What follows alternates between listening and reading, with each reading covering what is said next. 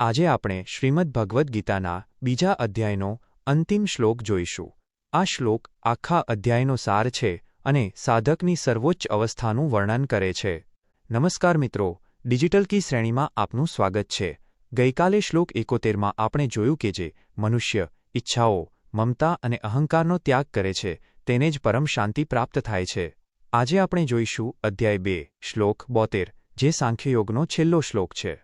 આ શ્લોકમાં ભગવાન શ્રીકૃષ્ણ બ્રાહ્મી સ્થિતિ વિશે સમજાવે છે, જે મનુષ્યના જીવનનું અંતિમ લક્ષ્ય છે.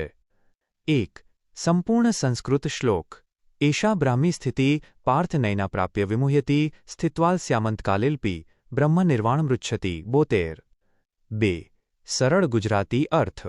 શ્રી ભગવાન બોલ્યા, હે પાર્થ, આ બ્રહ્મને પામેલા પુરુષની સ્થિતિ બ્રાહ્મી સ્થિતિ છે.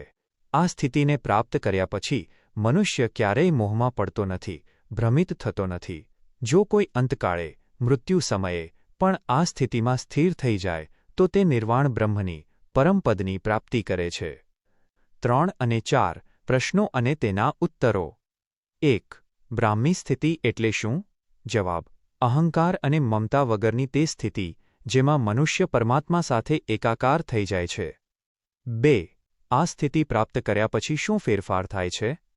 જવાબ: ન વિમુહ્યતિ, મનુષ્ય ફરી ક્યારેય મોહમાં પડતો નથી. 3. શું આ સ્થિતિ માત્ર યુવાનીમાં જ મેળવવી જરૂરી છે?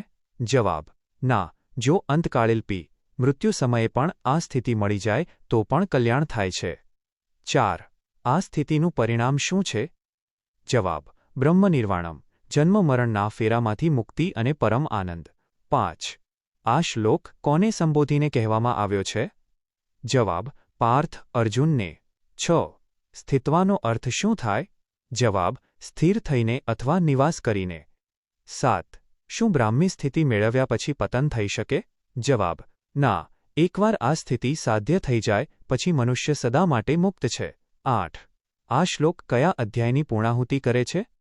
જવાબ: બીજા અધ્યાયની, સાંખ્યયોગ. 9. ગીતાનો મુખ્ય સંદેશ આ શ્લોકમાં શું છે? જવાબ: પરમાત્મામાં સ્થિર થઈને મોહમુક્ત બનવું.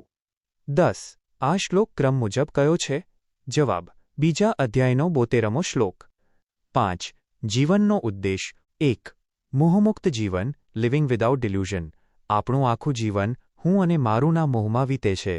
જીવનનો ઉદ્દેશ આ મોહના પડદાને હટાવવાનો છે.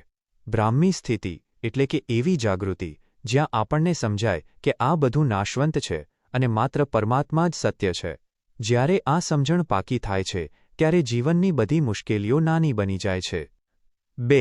જીવનનું અંતિમ લક્ષ્ય, the ultimate goal of life.